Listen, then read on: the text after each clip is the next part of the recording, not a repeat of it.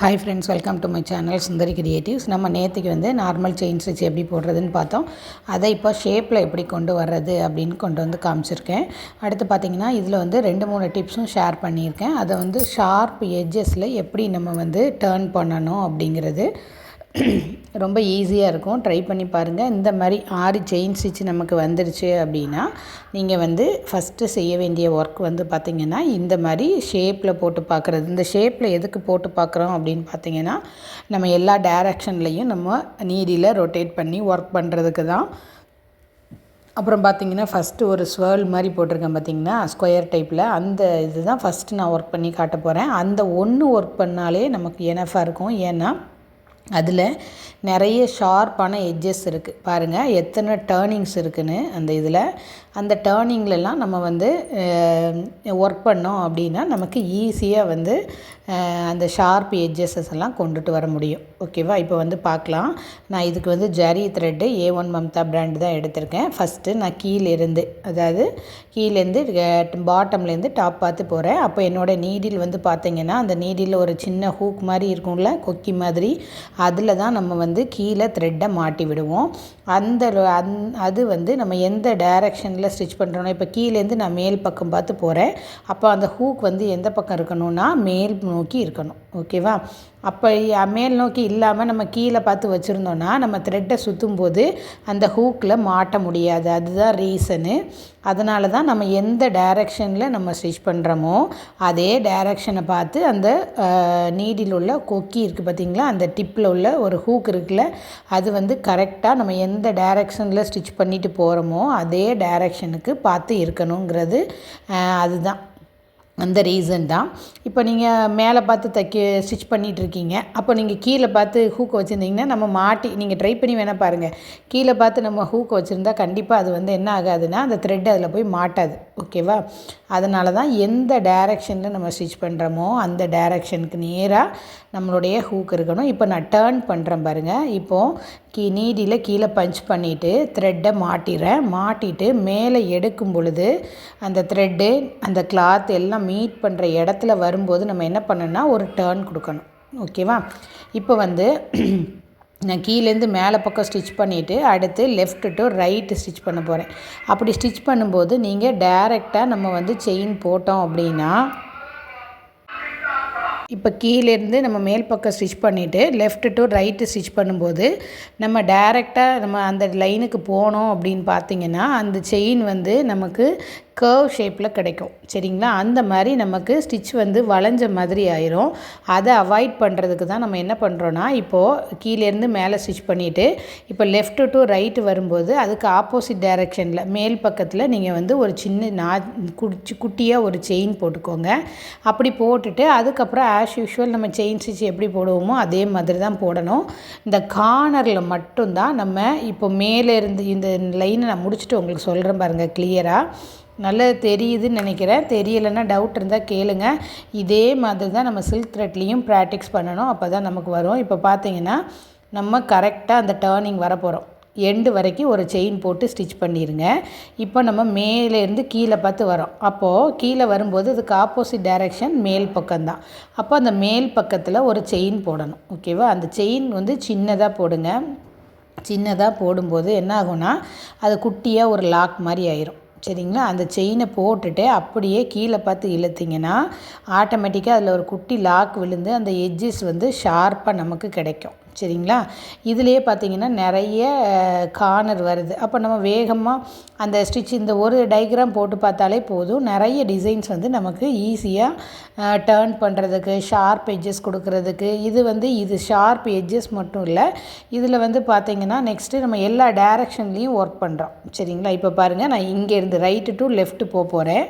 அப்போது நான் என்ன செய்கிறேன்னா அந்த லெஃப்ட்டு போகிற இடத்துக்கு முன்னாடி ரைட்டில் ஒரு ஸ்டிச் கொடுத்துக்கிறேன் வெளிப்பக்கமாக. சரிங்களா? அதை ஒட்டியே கொடுங்க. இப்போ எந்த டைரக்ஷன் போகிறீங்களோ அதுக்கு ஆப்போசிட் டைரக்ஷனில் நீங்கள் ஒரு செயின் போட்டுட்டு திருப்பினீங்கன்னா அந்த ஷார்ப் எட்ஜஸ் கிடைக்கும். இதே மாதிரி தான் நம்ம ஃபுல்லாமே ஸ்டிச் பண்ணணும். நான் ஸ்டிச் பண்ணிவிட்டு காமிக்கிறேன். இப்போ கரெக்டாக நீங்கள் முன்னாடியே இப்போ ஷார்ப் எட்ஜ் வருதுன்னா அதுக்கு முன்னாடியே நம்ம செயின் போடக்கூடாது. அந்த ஷார்ப் எட்ஜ் வரைக்கும் ஸ்டிச் பண்ணதுக்கு அப்புறமா தான் நாம் என்ன பண்ணணும்னா அதுக்கு ஆப்போசிட் டைரெக்ஷனில் குட்டியாக செயின் போடணும். சரிங்களா?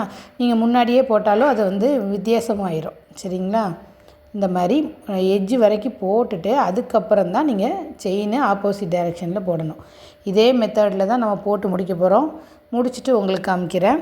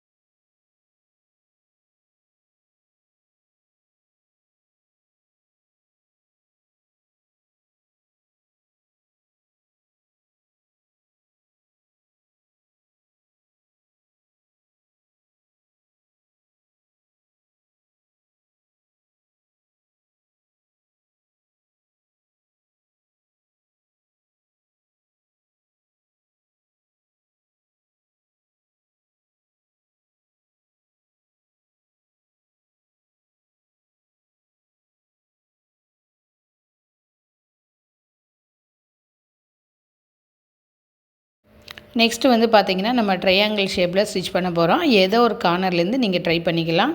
நான் இப்போ கீழ் பக்கத்துலேருந்து மேலே டைரெக்ஷனில் ஸ்டிச் பண்ணுறேன். இதில் நான் வேறு மெத்தடில் ஸ்டிச் பண்ண போகிறேன். பாருங்கள், இந்த மாதிரி ஷார்ப் எட்ஜ் வரும்போது இந்த மாதிரியும் பண்ணலாம். அந்த எட்ஜு வரைக்கும் போய் ஒரு செயின் போட்டுட்டு அடுத்தால இன்னொரு செயினும் போட்டு நம்ம வந்து டேர்ன் பண்ணிக்கலாம்.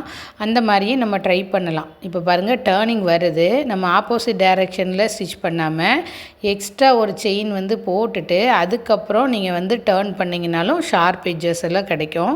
இந்த மாதிரியும் ட்ரை பண்ணலாம். சரிங்களா? நான் மேலே ஒரு ஜிக்ஸாக் மாதிரி போட்டிருக்கேன்ல, அதில் உங்களுக்கு நான் கிளியராக காமிக்கிறேன் பாருங்கள். அதில் 2 டிஃப்ரெண்ட் டைப்பாகவும் நான் காமிச்சிருக்கேன். ஃபஸ்ட்டு ஆப்போசிட் டைரெக்ஷன்லையும் நம்ம ஸ்டிச் பண்ணலாம். அடுத்து ஒரு செயின் எக்ஸ்ட்ரா போட்டுட்டு அதுக்கப்புறமும் நம்ம ஸ்டிச் பண்ணாலும் நமக்கு வந்து அந்த ஷார்ப் எட்ஜஸ் அக்யூரேட்டாகவும் கிடைக்கும். 2 மெத்தட்லேயும் ட்ரை பண்ணி பாருங்கள். எது உங்களுக்கு கன்வீனியண்ட்டாக ஈஸியாக வருதோ அதை ட்ரை பண்ணிக்கலாம். ஓகேவா? நான் சர்க்கிள் ஏன் போட்டிருக்கேன்னா, சர்க்கிள் நேற்றே போட்டு காமிச்சிட்டேன். இந்த சர்க்கிள் ஏன் போட்டிருக்கேன் அப்படின்னு பார்த்தீங்கன்னா, இந்த சர்க்கிள் ஷேப்லாம் போடும்போது நம்ம சின்ன சின்ன செயினாக போடணும். அப்போ தான் அந்த ஷேப் வந்து நமக்கு இப்போ நல்லா நீட்டாக வரும். சரிங்களா? அந்த மாதிரி சின்ன சின்ன ரவுண்ட் ஷேப்லலாம் சின்னதாக போடுங்க செயின். இப்போ மேலே ஜிக்ஸாக் இருக்குது பார்த்திங்களா, அந்த ஜிக்ஸாக்கை நம்ம போட்டுக்கலாம். ஃபஸ்ட்டு ஒரு கீழேருந்து நம்ம ஸ்டார்ட் பண்ணுறேன். ஆஸ் யூஷுவல் செயின் ஸ்டிச்சு தான். கீழே பஞ்ச் பண்ணுறோம், நீடியில் குத்துறோம், எடுத்துகிறோம். இப்போ வந்து பார்த்திங்கன்னா, மேலே டேர்னிங் நல்ல ஷார்ப் எட்ஜு வேணும்னா நீங்கள் என்ன பண்ணுங்கள், அந்த ஷார்ப் எட்ஜுக்கு பக்கத்தில் ஒரு குட்டியாக ஒரு செயின் போட்டுக்கோங்க. சரிங்களா? அந்த செயின் போட்டுட்டு அதை அப்படியே நெக்ஸ்ட்டு எந்த டைரெக்ஷனை மூவ் பண்ணுறீங்களோ அந்த டைரெக்ஷனை பார்த்து நீங்கள் இழுத்துட்டீங்க அப்படின்னா அது வந்து ஒரு குட்டி லாக் மாதிரி நமக்கு விழுந்துடும். சரிங்களா? அப்படியும் ட்ரை பண்ணலாம். இப்போ நான் ஃபஸ்ட்டு மெத்தடில் இந்த கர்வ் சதுரம் போட்டேன்ல, அதில் அந்த மெத்தட் போடாமல் வேறு மெத்தட் போட்டு காமிச்சிருக்கேன். பாருங்கள், இந்த மாதிரி நம்ம செயின் போட்டுக்கலாம். அந்த எக்ஸ்ட்ரா ஒரு செயின் போட்டுட்டு நீங்கள் பேக் சைடு திருப்பி இழுக்கும்போது அது என்ன ஆகும்னா நல்ல ஷார்ப்பாக உங்களுக்கு எட்ஜஸ் கிடைக்கும். பாருங்கள், இப்போ நான் என்ன பண்ணுறேன் பாருங்கள், இந்த டைரெக்ஷன் வரும் பொழுது உங்களுக்கு ஆப்போசிட் டைரெக்ஷனில் நான் நீடியில் பஞ்ச் பண்ணுறேன். சரிங்களா? ஆப்போசிட் டைரெக்ஷனில் பஞ்ச் பண்ணிவிட்டு இது ஃபஸ்ட்டு மெத்தடு. நம்ம முதல்ல போட்டோம்ல அதே மெத்தடு. செகண்ட் மெத்தட் இப்போ காமிக்கிறேன் பாருங்கள். செயின் போட்டுகிட்டே வாங்க. போட்டுகிட்டே வந்துட்டு இப்போ அந்த ஷார்ப் எட்ஜு வரும் பொழுது ஒரு எட்ஜில் கரெக்டாக அந்த டேர்னிங் வரும்போது ஒரு செயின் போட்டுட்டு அந்த டேர்னிங்க்கு மேலே ஒரு செயின் போடுங்க. குட்டியாக ஒரு செயின் போட்டுருங்கோங்க. இது செகண்ட் மெத்தடு. போட்டுட்டு அதை அப்படியே அந்த செயினை பிடிச்சி கீழ்ப்பக்கமாக எந்த டைரெக்ஷனில் போகிறீங்களோ அந்த டைரெக்ஷனில் செயினை அப்படியே பார்த்து கீழே இழுத்துட்டு குட்டியாக ஒரு செயின் போடுங்க. அப்படி போட்டிங்கன்னா உங்களுக்கு இந்த கீழ் பக்கமாக இருக்கிற விட மேலே டாப்பில் வந்து பார்த்திங்கன்னா நல்ல ஷார்ப் எட்ஜஸ் கிடைக்கும். சரிங்களா? இந்த மாதிரி ட்ரை பண்ணலாம். ட்ரை பண்ணி பாருங்கள். 2 மெத்தடில் நான் சொல்லி கொடுத்துருக்கேன். ஒன்று செயின் போட்டுட்டு நெக்ஸ்ட்டு டைரெக்ஷன் போடும்போது அந்த டைரெக்ஷனுக்கு ஆப்போசிட்டில் வந்து நீங்கள் செயினை போட்டுட்டு அடுத்து திருப்பணும். இன்னொன்று வந்து அந்த ஷார்ப் எட்ஜு வரும் பொழுது அந்த ஷார்ப் எட்ஜுக்கு மேலே டிப்பு வரைக்கும் ஸ்டிச் பண்ணிவிட்டு அதுக்கு மேலே ஒரு செயின் போட்டு அதுக்கப்புறம் நீங்கள் எந்த டைரெக்ஷன் ஸ்டிச் பண்ணுறீங்களோ அதுக்கு வந்துட்டிங்கன்னா கரெக்டாக வந்துடும். இதே மாதிரி தான் இந்த சர்க்கிள் ஷேப்பும் நான் கொஞ்சம் ஸ்பீட் பண்ணி காமிச்சிருக்கேன். வீடியோ பிடிச்சிருந்தால் லைக் பண்ணுங்கள், ஷேர் பண்ணுங்கள், சப்ஸ்கிரைப் பண்ணுங்கள். ஏதாவது டவுட் இருந்தாலும் கமெண்ட் செக்ஷனில் கேளுங்க. ஓகேயா? இதை முடிச்சுட்டு காமிக்கிறேன்.